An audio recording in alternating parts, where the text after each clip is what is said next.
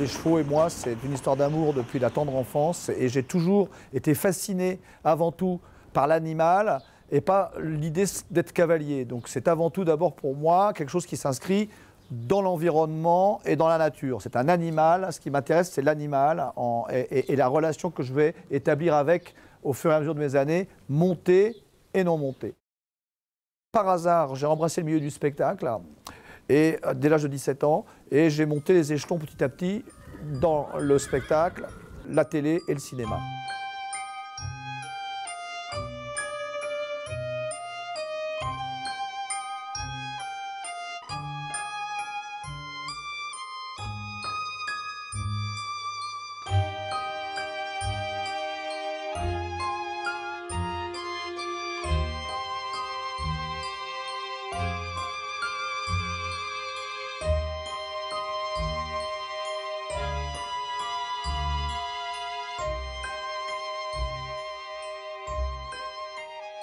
Donc je suis en pleine puissance entre guillemets personnelle, j'ai 30 ans, j'ai une écurie de dressage qui marche bien, j'ai cette réputation professionnelle dans le milieu du cinéma. Allez, on a fait un très gros travail sur cette timidité, il est très introverti, mais il commence à aller mieux, mais là du coup cette expérience m'a permis de voir que c'était pas encore assez fort parce qu'il est encore très vite intimidé par une deuxième personne présente dans notre espace, dans notre bulle de travail. Je vais partir, je vais galoper un peu avec lui.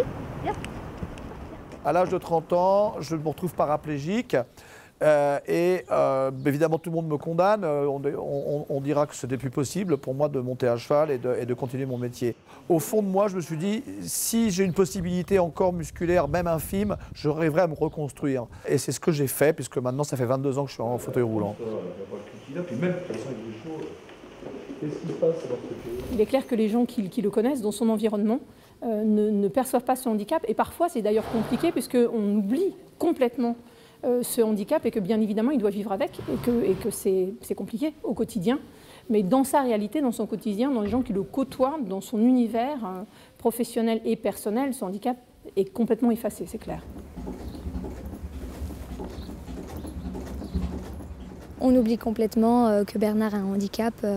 C'est un homme de cheval comme d'autres hommes de chevaux, sauf qu'il a encore une sensibilité décuplée, je trouve. Parce que justement, il a dû tout remettre en question, il a eu la force mentale de penser « je vais remonter à cheval » et assez rapidement d'y parvenir et à un très bon niveau.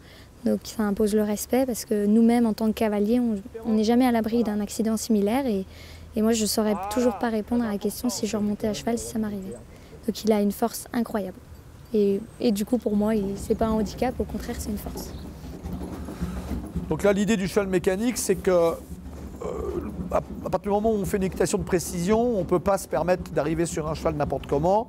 Et moi, en tant que handicapé, mais à la limite sans l'être, ce serait valable, j'estime qu'il est nécessaire de se préparer physiquement comme n'importe quel sportif se prépare pour son sport ou son art. Donc c'est un peu la barre du cavalier, on va dire ça comme ça pour les danseurs, hein, à l'instar des danseurs. Et donc je peux me permettre de me régler dans ma décontraction, mon alignement, ma décontraction, ma tonicité, ma latéralité, puisque vous voyez, je peux avoir des effets vous voyez, sur le cheval mécanique. D'ailleurs, on voit que je le fais beaucoup mieux tourner dans ce sens-là que dans l'autre, ce qui est donc quelque chose à chercher après pour moi dans mon travail.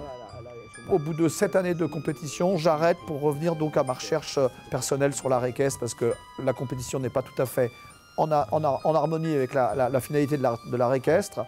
Puis, le hasard des rencontres, ma dynamique, mon énergie fait que finalement le milieu du cinéma, les télés, tout ça reviennent un peu parce que je suis un drôle de cas, donc on s'intéresse à mon sujet.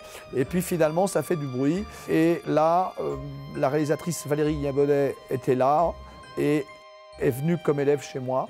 Et cette aventure a abouti sur le film Danse avec lui. Danse avec lui, ce film qu'on a tourné chez moi, où j'étais conseiller technique et artistique, ainsi que j'ai été l'inspirateur. C'est une aventure absolument formidable avec Samy Frey et Mathilde Seigné.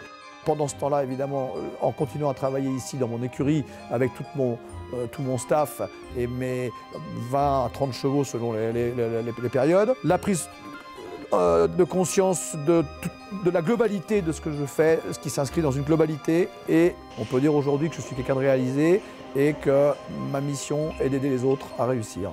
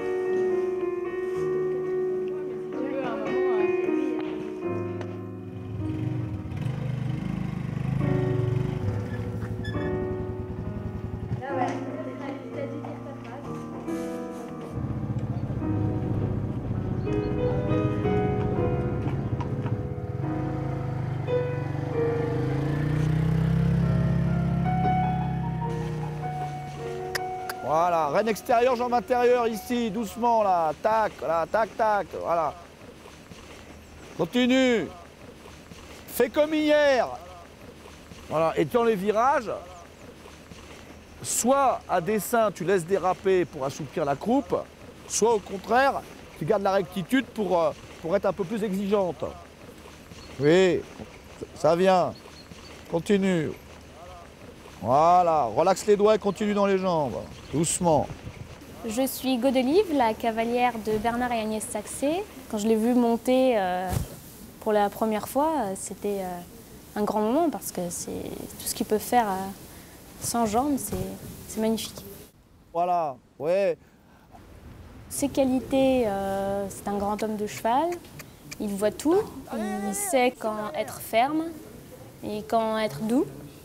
Pour ne pas me brusquer et pour ne pas brusquer les chevaux non plus d'ailleurs. Oui, bien. Voilà. Bien se mettre, en fait il faut être en fusion, il faut fusionner avec l'animal, donc il faut arrêter d'exister, il faut un peu dire le cerveau et l'ego, là, tout ça on met ça ailleurs et on est dans la perception et dans l'harmonie. Voilà, voilà là. Baisse tes mains un peu, baisse ta main droite, elle doit être plus basse que la main gauche, ta main droite. En ne me lâchant pas, il est toujours derrière moi pour que je sois la meilleure possible et pour que le cheval soit meilleur de lui-même aussi. Voilà. Bien. Eh ben caresse et lâche tout, parce que c'est le programme d'après.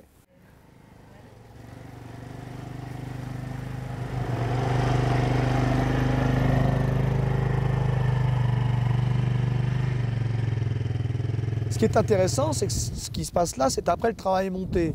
Donc il faut qu'il y ait une cohérence dans la philosophie de Intramuros pour que de Godelive, la cavalière qui vient de le monter, le cheval passe en liberté avec Manon et on voit finalement comment le cheval finalement adhère dans les deux sens alors qu'on comprend, enfin pour les spécialistes, mais même quand on n'est pas spécialiste, on voit bien que le cheval est extrêmement difficile. Je crois que c'est le cheval le plus difficile que j'ai eu dans ma vie d'homme de cheval. Je suis ici depuis le mois d'octobre pour être en résidence artistique avec mes 2 chevaux.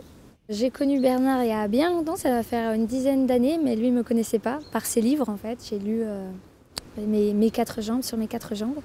Et ça faisait longtemps que j'avais envie de rencontrer ce grand monsieur.